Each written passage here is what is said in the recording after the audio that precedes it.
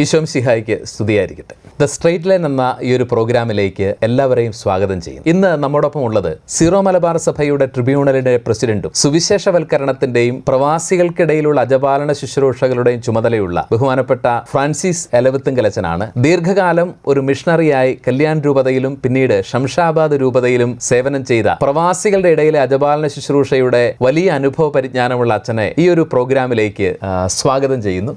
അച്ഛ, ഭാരതപ്പുഴയ്ക്കും പമ്പാ നദിക്കും ഇടയിൽ ഒതുങ്ങി നിന്ന ഈ സീറോ മലബാർ സഭ ഇന്ന് ഒരു ആഗോള സഭയായി മാറിയിരിക്കുകയാണ്. ലോകത്തിന്റെ എല്ലാ ഭാഗങ്ങളിലേക്കും നമ്മുടെ വിശ്വാസികളുടെ സമൂഹം രൂപപ്പെട്ടുകൊണ്ടിരിക്കും. ഈ ഒരു സാഹചര്യത്തിൽ നമ്മുടെ സഭ അത് എത്തിപ്പെട്ടിരിക്കുന്ന പ്രദേശങ്ങളിൽ നേരിടുന്ന ഏറ്റവും പ്രധാനപ്പെട്ട വെല്ലുവിളികൾ എന്തൊക്കെയാണ്? നമ്മുടെ ജനം ഇവിടെ നിന്ന് മൈഗ്രേറ്റ് ചെയ്യുന്നത് പ്രധാനമായും നമ്മുടെ നാട്ടിലുള്ള എഡ്യൂക്കേഷന്റെ സാധ്യതകൾ, ജോലിയില്ലായ്മ, കുടുംബങ്ങളെ നല്ല രീതിയിൽ മുന്നോട്ട് കൊണ്ടുപോകണം എന്നുള്ള ആഗ്രഹം, കേരളത്തിൽ അവശേഷിക്കുന്ന ആശ്രിതർക്ക് വേണ്ടുന്ന വിധത്തിലുള്ള സാമ്പത്തികമായിട്ടുള്ള സഹായം കൊടുക്കണമെന്നുള്ള ആഗ്രഹം, ഇതിൻ്റെയൊക്കെ വെളിച്ചത്തിൽ അവർ മൈഗ്രേറ്റ് ചെയ്ത് പോകുമ്പോൾ ചെല്ലുന്ന സ്ഥലത്ത് പുതിയ ഭാഷ, സംസ്കാരം, സാമ്പത്തികമായിട്ടുള്ള പരാധീനതകൾ എല്ലാം അനുഭവിച്ച് മുന്നോട്ട് പോകുന്നവരാണ് പ്രവാസികളായിട്ടുള്ളവർ. അങ്ങനെ ബുദ്ധിമുട്ടിന്റെയും വേദനയുടെയും സാഹചര്യത്തിലൂടെ കടന്നു പോകുന്ന ആ ഒരു ഫേസിൽ സഭ കൂടെ ഉണ്ടാവുക എന്നുള്ളതാണ് സഭയുടെ പൊതുവായിട്ടുള്ള ദർശനം. സഭ ഒന്ന് ചോദിക്കട്ടെ, കേരളത്തിൽ 13 രൂപതകളാണെങ്കിൽ കേരളത്തിന് വെളിയിൽ ഇന്ത്യയിൽ നമുക്ക് 18 രൂപതകളുണ്ട്. ഒരു അപ്പസ്തോലിക് വിസിറ്റേഷൻ യൂറോപ്പിൽ മുഴുവനും ഉണ്ട്. മറ്റ് 4 രൂപതകൾ നമുക്കുണ്ട്. അതുപോലെ തന്നെ ഗൾഫ് റീജിയനിൽ അജപാലന പ്രവർത്തനമൊക്കെ ഉണ്ട്. പലപ്പോഴും ഈ വിശ്വാസികൾക്കിടയിൽ ചുരുക്കമാണെങ്കിൽ ഉണ്ടാവുന്ന ഒരു കമന്റ്, സീറോ മലബാർ സഭ പിറകെ വരുന്നു എന്നുള്ള ഒരു കമന്റ് നമ്മൾ കേൾക്കുന്നുണ്ട്. സഭയുടെ ദർശനം അതാണല്ലോ. അപ്പസ്തോലികമായിട്ടുള്ള സഭകൾ, ഓറിയന്റൽ സഭകൾ 23 ലത്തീൻ സഭയും അടക്കം 24 സ്വയാധികാര സഭകൾ നമുക്കുണ്ട് കത്തോലിക്ക സഭയിൽ. ഈ സഭകൾ ഓരോ സ്ഥലത്തും ആയിരിക്കുന്ന ആ സഭകൾ അതുപോലെ തന്നെ വളരണമെന്ന് ആണ് സഭയുടെ ദർശനം. പ്രത്യേകിച്ച് രണ്ടാം വത്തിക്കാൻ കൗൺസിലിന്റെ ഓറിയന്താലിയും എക്ലേസിയാരും ഓരോ സഭയും എവിടെയൊക്കെ അവരുടെ മക്കൾ പോകുന്നോ അവരെ പോയ സ്ഥലത്ത് പരിരക്ഷിക്കണമെന്നുള്ളത് തന്നെയാണ് സഭ ആഗ്രഹിക്കുന്നതും ദർശനം.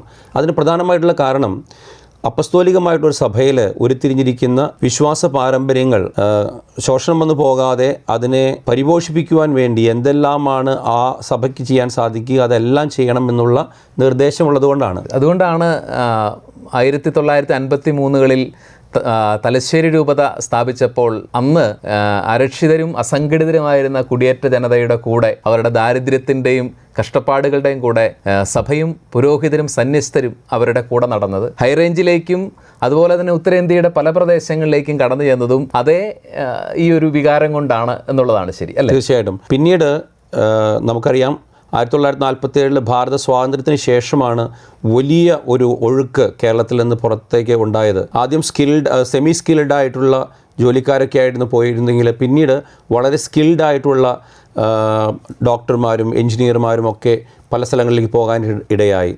കേരളത്തിൽ നിന്നും പുറത്തുപോയ, പ്രത്യേകിച്ച് ഭാരതത്തിൻ്റെ അകത്തുണ്ടായിരുന്നവരിൽ ആദ്യമായിട്ട് സ്ഥാപിക്കപ്പെട്ട കല്യാൺ രൂപത സ്ഥാപിക്കപ്പെട്ടപ്പോഴും തീർച്ചയായിട്ടും വെല്ലുവിളികൾ ധാരാളം ഉണ്ടായിരുന്നു. ജനത്തിന് അവർ അസംഘടിതരായിരുന്നു എന്ന് മാത്രമല്ല, സാമ്പത്തികമായിട്ടുള്ള ഒരു തരത്തിലുള്ള സുരക്ഷിതത്വം അവർക്കില്ലായിരുന്നു. അപ്പോൾ ആ ഒരു അവസരത്തിൽ എങ്ങനെയാണ് സഭ അവിടെ വളരുക എന്നുള്ളത് വലിയൊരു ചോദ്യചിഹ്നമായിരുന്നു. എന്തിനാണ് സഭ പുറകിൽ വരുന്ന ചോദ്യത്തോടൊപ്പം തന്നെ സഭയെ മുന്നോട്ട് നയിച്ചുകൊണ്ടിരിക്കുന്നവർക്ക് ഇതെങ്ങനെ നമുക്ക് ഓരോ സ്ഥലങ്ങളിലും ശരിയാക്കി എടുക്കാൻ സാധിക്കുമെന്ന വലിയ ചോദ്യം ഉണ്ടായിരുന്നു. എന്നാൽ ജനം ഒന്നിച്ചുകൂടി ദൈവത്തിൽ ആശ്രയിച്ച് മുന്നോട്ട് ഒറ്റക്കെട്ടായിട്ട് നിന്നപ്പോൾ ഓരോ സ്ഥലത്തും വളരെ മനോഹരമായിട്ട് രൂപതകൾ സ്ഥാപിക്കപ്പെട്ടു വന്നു എന്നാണ് നമ്മൾ കാണുക.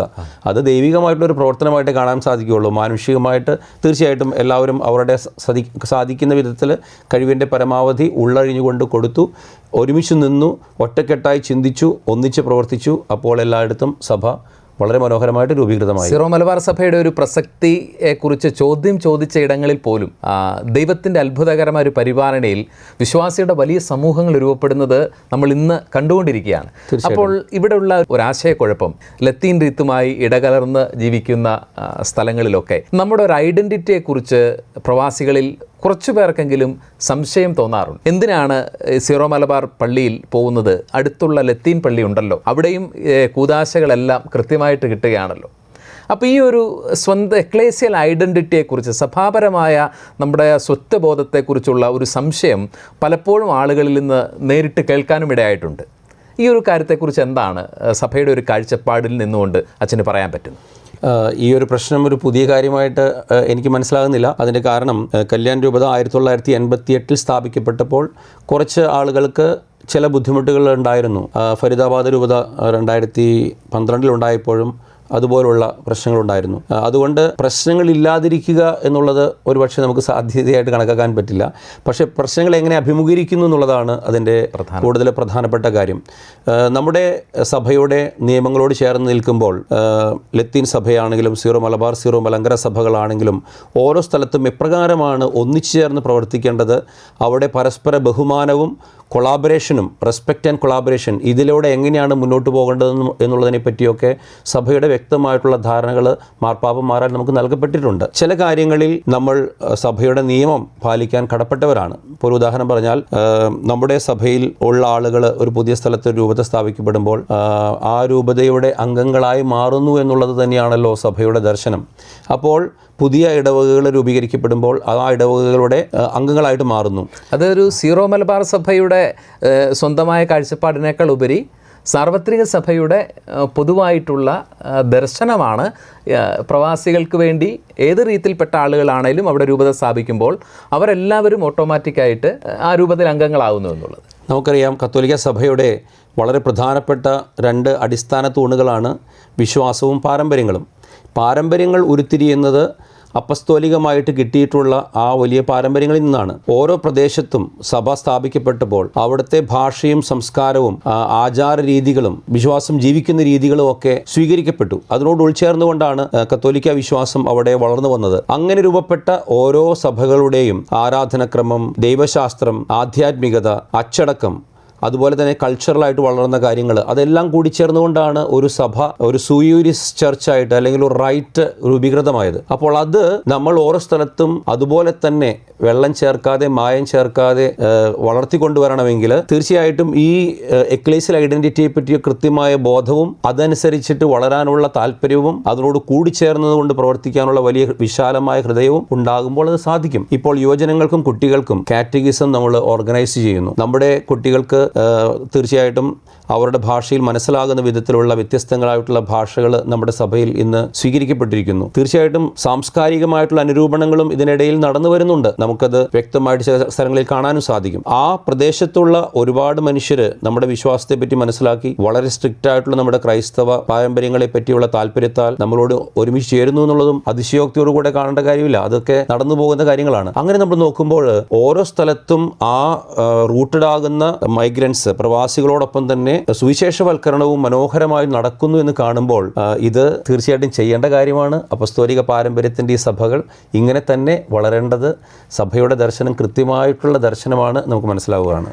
ഈ അടുത്ത കാലത്തൊക്കെ ആണെങ്കിലും കേരളത്തിന് വെളിയിൽ അല്ല ഇന്ത്യക്ക് വെളിയിലുള്ള ചില രൂപതകൾ, ചില പ്രദേശങ്ങളിൽ നിന്ന് വിശ്വാസികൾക്ക് അവരുടെ താല്പര്യമനുസരിച്ച് റീത്ത് പ്രാക്ടീസ് ചെയ്യാനുള്ള ഒരു സ്വാതന്ത്ര്യത്തിൻ്റെ മേൽ സീറോ മലബാർ സഭ കടന്നുകയറ്റം നടത്തുന്നു എന്ന്. ഇവിടെ എന്താണ് അതിൻ്റെ പിറകിലുള്ള ഒരു യാഥാർത്ഥ്യം? സഭ അങ്ങനെ ഒരു കൂതാശ മുടക്കുന്നതായിട്ടോ വിശ്വാസികളുടെ ആത്മീയതയ്ക്ക് ഒരു തടസ്സമുണ്ടാക്കുന്നതായിട്ടോ സഭ എവിടെയെങ്കിലും പെരുമാറുന്നുണ്ടോ?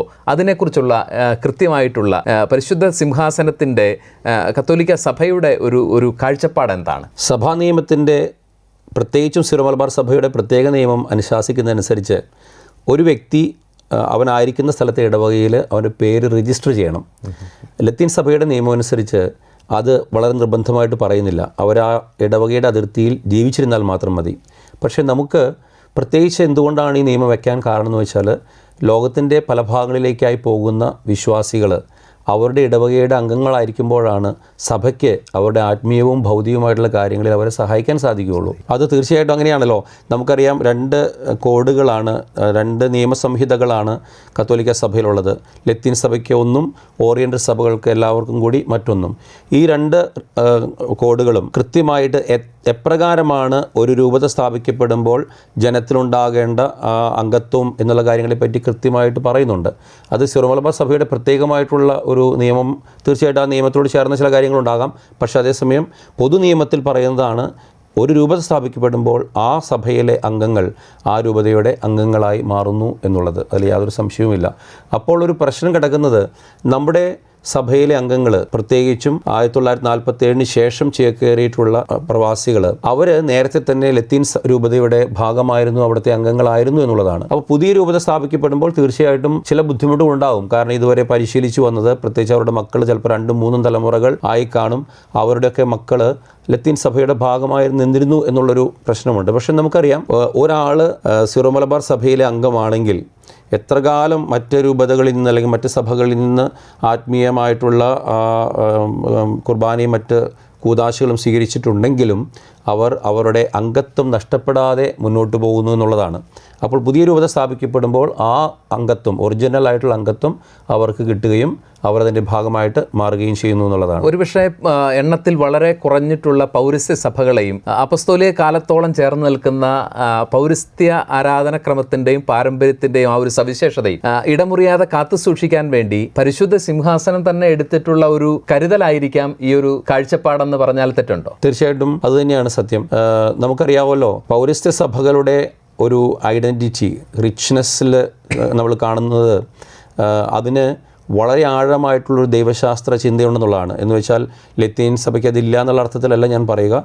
എല്ലാ സഭകൾക്കും അവരുടേതായിട്ടുള്ള തനതായിട്ടുള്ള ഒരു ആത്മീയമായിട്ടുള്ള പൈതൃകമുണ്ട്. അതുപോലെ തന്നെ ആധ്യാത്മികതയുണ്ട്, ദൈവശാസ്ത്രമുണ്ട്, അച്ചടക്ക രീതികളുണ്ട്. അപ്പോൾ ആ ലിറ്റർജിയുടെ കാര്യത്തിൽ യാതൊരു സംശയവുമില്ല, ആരാധനക്രമത്തിൽ ഓരോ റൈറ്റും വ്യതിരിക്തമായിരുന്നു എന്നുള്ളത് നമുക്കറിയാം. അപ്പോൾ അത് നമ്മൾ സൂക്ഷിച്ചില്ലെങ്കിൽ, അത് കൈമോശം വന്നു പോയാൽ, അപ്പസ്തോലികമായിട്ടുള്ള പാരമ്പര്യം 2000 വർഷം മുമ്പ് ക്രിസ്തുവിൻ്റെ നേരിട്ടുള്ള ശിഷ്യന്മാരിൽ നിന്ന് നമുക്ക് കൈമാറി വന്ന ആ അനുഭവം നമുക്ക് നഷ്ടപ്പെട്ടു പോകുന്നു എന്നുള്ളതാണ്. അത് നഷ്ടപ്പെട്ടു പോകരുതെന്നുള്ളതാണ് കത്തോലിക്ക സഭ എന്നും നമ്മളോട് നിഷ്കർഷിക്കുന്നതും എല്ലാ പഠനങ്ങളും നമ്മളോട് ആവശ്യപ്പെടുന്നതും.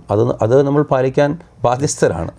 മറ്റൊരു ചോദ്യം, റീത്ത് എൻ്റെ ചോയ്സിൻ്റെ വിഷയമാണോ? ഉദാഹരണം, ഞാൻ കുറച്ചു കാലം ഒരു വ്യക്തി ഒരു റീത്തിൽ ഇടപഴകി അവിടെ പരിചയപ്പെട്ടു ജീവിക്കുന്നു. എനിക്ക് ആ റീത്തിലെ ആചാരാനുഷ്ഠാനങ്ങൾ, കൂദാശകൾ ആ റീത്തിൽ സ്വീകരിക്കണമെന്ന് ആഗ്രഹം തോന്നുകയാണ്. അങ്ങനെ റീത്ത് എൻ്റെ ഒരു ചോയ്സിൻ്റെ വിഷയമാണോ? അങ്ങനെ ഉള്ള ഒരു വ്യക്തിയുടെ സ്വാതന്ത്ര്യത്തിലോ മൗലികാവകാശത്തിലോ ഉള്ള കടന്നുകയറ്റമാണോ സിറോ മലബാർ സഭ ഓരോ പ്രദേശങ്ങളിലും രൂപതകളോ സംവിധാനങ്ങളോ ആക്കുമ്പോൾ നമ്മുടെ ഇടപെടലിലൂടെ സംഭവിക്കുന്നത്? സഭയുടെ നിയമം കൃത്യമായിട്ട് പറയുന്നുണ്ട്, ഓരോരുത്തരും അവനവൻ്റെ റീത്ത് വളരെ ഇഷ്ടത്തോടുകൂടെ ജീവിക്കാനായിട്ട് കടപ്പാടുണ്ട്, ഡ്യൂട്ടി ബൗണ്ടാണ്. അപ്പോൾ അത് ഒരമ്മയോട് ചേർന്ന് നിൽക്കുന്നത് പോലെ മക്കൾ അങ്ങനെ ചേർന്ന് നിൽക്കണമെന്നുള്ളതാണ് സഭ ആഗ്രഹിക്കുന്നത്. അതേസമയം വെച്ചാൽ ഇപ്പോൾ ചില സാഹചര്യങ്ങളിൽ സഭയുടെ നിയമങ്ങൾ തന്നെ ഒരു റീത്തിൽ നിന്ന് മറ്റൊരു റീത്തിലേക്ക് മാറാനായിട്ടുള്ള അവകാശം കൊടുക്കുന്നുണ്ട്. ഒരാൾക്ക് വേണമെങ്കിൽ അപ്പസ്റ്റോലിക് സിയെ സമീപിച്ച് അങ്ങനെയുള്ള മാറ്റത്തിനായിട്ട് അപേക്ഷിക്കാം.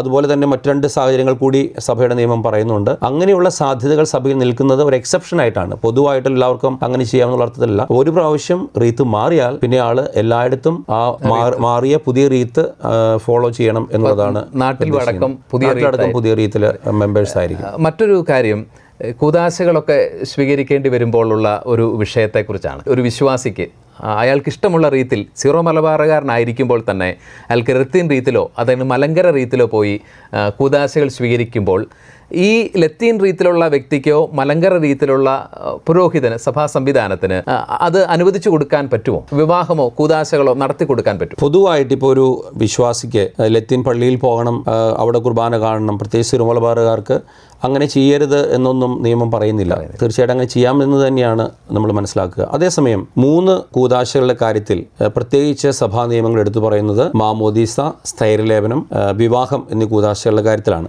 മാമോദീസയും സ്ഥൈര്യലേപനം സിറോ മലബാർ റൈറ്റിൽ ഒന്നിച്ചാണ് നൽകപ്പെടുക. അതുകൊണ്ട് തന്നെ അങ്ങനെ നടത്താനായിട്ട് ആർക്കെങ്കിലും ആവശ്യമുണ്ടെങ്കിൽ അനുവാദം വാങ്ങിക്കണമെന്ന് പറയുന്നുണ്ട്. വിവാഹത്തിൻ്റെ കാര്യത്തിൽ കുറച്ചുകൂടി കടന്ന ഒരു ആശയമുള്ളത്, ഒരു റൈറ്റിലുള്ള അച്ഛനും അല്ലെങ്കിൽ അവിടുത്തെ ബിഷപ്പും ആ റൈറ്റുള്ള വ്യക്തികളുടെ വിവാഹം ആശീർവദിക്കുക എന്നുള്ളതാണ് പൊതുവായിട്ട് മനസ്സിലാക്കുന്നത്. പ്രത്യേകിച്ച് കല്യാണം കഴിക്കുന്ന 2 പേരും സീറോ മലബാർ റീത്തിൽപ്പെട്ട ആളുകളാണെങ്കിൽ അവരുടെ വിവാഹം നടത്തേണ്ടത് അവരുടെ സ്വന്തം പ്രോപ്പറായിട്ടുള്ള പാരിഷ് പ്രീസ്റ്റാണ്. എന്നാൽ അവർ എന്തെങ്കിലും പ്രത്യേകമായിട്ടുള്ള എക്സെപ്ഷണൽ കാരണങ്ങളാൽ ലത്തീൻ സഭയിലെയോ മലങ്കര സഭയിലെയോ വൈദികരിൽ നിന്നും വിവാഹം ആശീർവദിക്കപ്പെടണമെന്ന് ആഗ്രഹിക്കുന്നുണ്ടെങ്കിൽ അതിന് ഡെലിഗേഷൻ കൊടുക്കാനായിട്ട് സഭാ നിയമം അനുവദിക്കുന്നുണ്ട്. അപ്പോൾ അതിന് കൃത്യമായിട്ടുള്ള ഒരു നടപടിക്രമങ്ങൾ പാലിക്കേണ്ടി വരും. നടപടിക്രമം എന്ന് പറഞ്ഞാൽ ഈ പ്രോപ്പർ പാരിഷ് പ്രീസ്റ്റ് എന്ന് പറയുന്നത് ഏത് റൈറ്റിൽ ഒരു വ്യക്തിയായിരിക്കുന്നോ ആ റൈറ്റിലെ വികാരിയും ബിഷപ്പുമാണ്. അപ്പോൾ ആ ബിഷപ്പിനോടും വികാരിയോടും അനുവാദം വാങ്ങിച്ച് അല്ലെങ്കിൽ പ്രോപ്പറായിട്ട് അവിടെ ചെയ്യേണ്ട കാര്യങ്ങളെല്ലാം ചെയ്ത് വിവാഹത്തിന് വേണ്ടി ആവശ്യമായിട്ടുള്ള ഡെലഗേഷൻ അവർക്ക് കൊടുക്കുക എന്നുള്ളതാണ് സഭയുടെ നിയമം കൃത്യമായിട്ട് പറയുന്നത്. അതായത് അങ്ങനെ ഒരു വിഷയം വരുമ്പോൾ ആദ്യമേ ഈ സീറോ മലബാർ വിശ്വാസികളാവട്ടെ റീത്ത് മാറി ഈ കർമ്മം നടത്തണമെന്ന് ആഗ്രഹിക്കുന്നവർ സമീപിക്കേണ്ടത് അവരുടെ സ്വന്തം റീത്തിലുള്ള അധികാരികളെയാണ്. അങ്ങനെയാണ് തീർച്ചയായിട്ടും. അവർക്കാണല്ലോ ഈ ഡെലഗേഷൻ മറ്റുള്ളവർക്ക് കൊടുക്കുകയാണെങ്കിൽ പോലും കൊടുക്കാൻ സാധിക്കുകയുള്ളൂ. ഇനി ഈ വിവാഹത്തിൻ്റെ കാര്യത്തിൽ ഒരു പ്രത്യേകതയുള്ളത് ആ പറയുന്ന കാര്യം വാലിഡിറ്റിയെ ബാധിക്കുന്നു എന്നുള്ളതാണ്. നമുക്കറിയാം സഭയുടെ നിയമത്തിൽ 2 വാക്കുകൾ നമ്മൾ സ്ഥിരമായിട്ട് പറയുന്നതാണ്, വാലിഡിറ്റിയും ലീസിറ്റിയും. ഒന്ന് സഭയുടെ നിയമത്തിൻ്റെ മുൻപിലുള്ള കാഴ്ചപ്പാടാണെങ്കിൽ മറ്റൊന്ന് സത്താപരമായിട്ട് ആ കൂദാശയുടെ തന്നെ കാര്യത്തിലുള്ള കാര്യമാണ്. ഈ വിവാഹത്തിൻ്റെ കാര്യത്തിൽ ഈ ഒരു അനുവാദം വേണം എന്ന് പറയുന്നത് സത്തയെ ബാധിക്കുന്ന കാര്യമാണ്, അത് നിയമത്തെ മാത്രം ബാധിക്കുന്നതല്ല.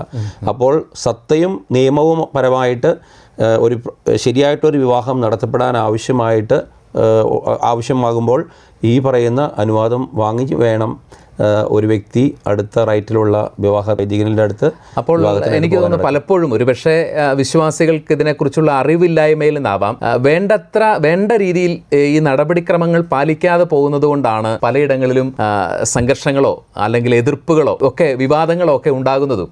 തൽപര കക്ഷികൾ അത് ഏറ്റുപിടിച്ച് ഒരു സഭയൊന്നാകെ പ്രതിക്കൂട്ടിൽ നിർത്തുന്ന ഒരു സംഭവത്തിലേക്ക് കൊണ്ടുപോകുന്നതൊക്കെ. പക്ഷേ ഇക്കാര്യത്തിൽ എൻ്റെ ഒരു ചെറിയ അനുഭവം, ഇത് സഭയുടെ ഒരു ഉദാരതയില്ലായ്മയോടുകൂടിയുള്ള ഒരു പ്രവർത്തനമായിട്ട് ഒരിക്കലും വ്യാഖ്യാനിക്കപ്പെടാൻ ഇടവരരുത്.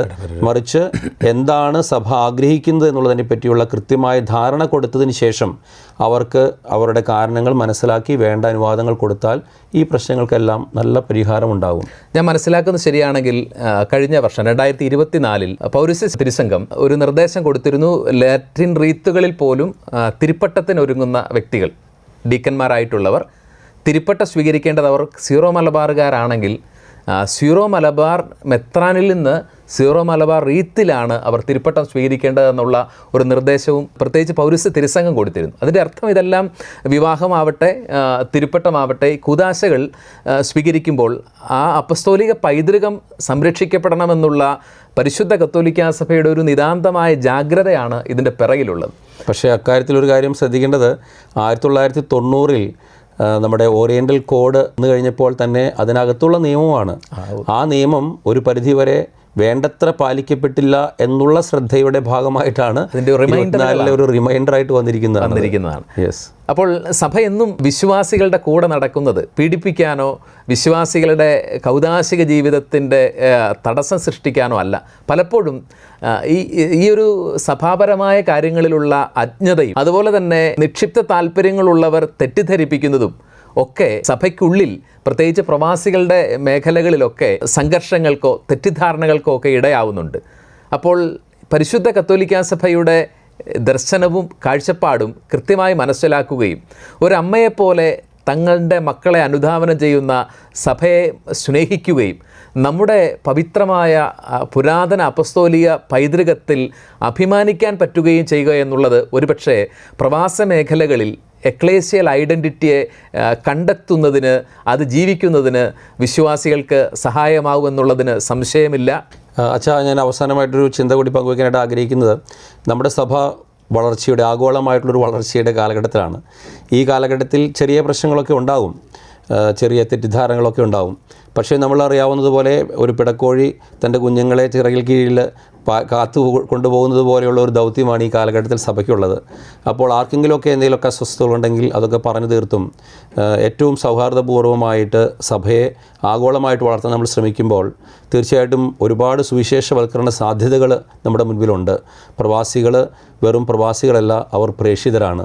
അപ്പോൾ ആഗോളമായിട്ട് പടർന്നു കിടക്കുന്ന നമ്മുടെ സഭ ഒരു പ്രേക്ഷിത സഭയായി മാറുവാൻ നമുക്ക് ഒന്നിച്ചു ചേർന്ന് പ്രവർത്തിക്കാം എന്നുള്ളതാണ് എൻ്റെ ഒരു എളിയ അഭ്യർത്ഥനയും സ്നേഹപൂർവ്വമായിട്ടുള്ള ആഗ്രഹവും.